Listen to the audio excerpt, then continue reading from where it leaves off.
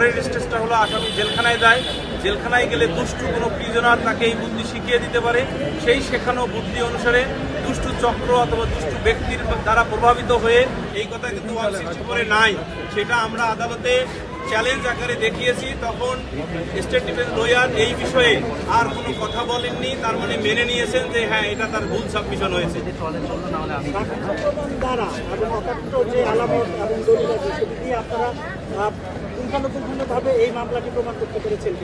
অবশ্যই আমরা প্রমাণ করতে পেরেছি পুঙ্খানুপুঙ্খভাবে, সন্দেহাতীতভাবে, এবং এর সাথে এডিশনালি 106-এর অধীনে যে বার্ডেন অফ প্রুফ, যে কি কারণে তার মৃত্যু হয়েছে এই ব্যাপারে কোনো এক্সপ্লেনেশন তারা দেয়নি। তার ফলে যেটা হলো, দুই দিক থেকে এই মামলা নিরঙ্কুশভাবে প্রমাণিত হয়েছে।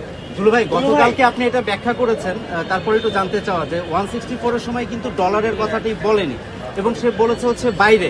পরবর্তীতে এই ডলারের যে প্রসঙ্গটা আসছে, এটা কি পরবর্তীতে কোনো প্রশ্নবিদ্ধ হবে বা কোনো সমস্যা তৈরি করবে? প্রশ্নই আসে না। আমি আর্গুমেন্টে বলেছি, একটু আগেও আমি বলেছি যে 4টা স্টেজ মোট, সেই স্টেজের মধ্যে প্রথম স্টেজে যদি আসামি না বলে তাহলে ধরে নিতে হবে পরের স্টেজটা হলো আসামি জেলখানায় যায়। জেলখানায় গেলে দুষ্টু কোনো প্রিজনার তাকে এই বুদ্ধি শিখিয়ে দিতে পারে। সেই শেখানো বুদ্ধি অনুসারে দুষ্টু চক্র অথবা দুষ্টু ব্যক্তির দ্বারা প্রভাবিত হয়ে বিচারকে জনগণের মাঝে প্রশ্নবিদ্ধ করার জন্য অথবা ডাইভার্ট করার জন্য অথবা ডিলে করার জন্য এই ধরনের দুষ্টু বুদ্ধির কথা সে ব্যবহার করেছে। কোনো রিইনভেস্টিগেশনের সুযোগ ছিল? কোনো সুযোগ ছিল না এবং কোনো সুযোগ নাই।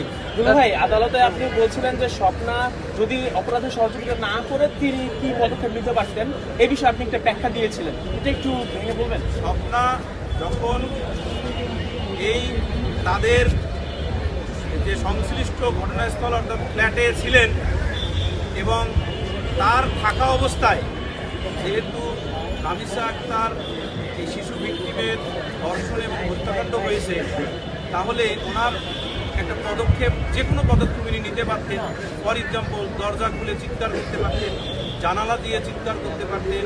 যেহেতু দরজার অপোজিট দরজাই হলো রামিসা ভিক্টিমের পিতামাতার ফ্ল্যাট, এই ছোট্ট একটি কথা যদি ভিতর থেকেও বলতেন, তাও কিন্তু তার বাবা মা সচেতন হয়ে, অন্ততপক্ষে মা যেহেতু ছিল সচেতন হয়ে, সবাই মিলে প্রিভেন্ট করতে পারতো। এই যে প্রিভেন্টিভ অ্যাকশন, এটাকেই বুঝিয়েছি যে উনি কোনো প্রকার প্রিভেন্টিভ অ্যাকশন নেননি।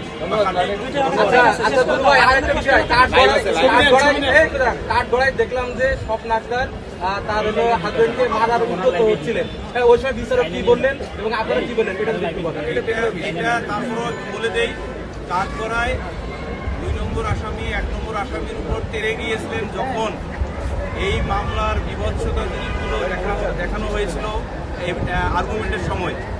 আর এই বিষয়টি মাননীয় ট্রাইব্যুনাল বলেছেন যে আর্গুমেন্টের সময় আসামিদের উপস্থিত থাকা ম্যান্ডেটরি না। যদি আবারও আসামি 2 জনের মধ্যে যে কেউ এই ধরনের ঘটনা ঘটায়, তাহলে নিচে যে দ্বারখানা আছে সেখানে রেখে আর্গুমেন্ট করা সম্ভব হবে। সুতরাং আপনারা শান্ত থাকেন, এই কথা মাননীয়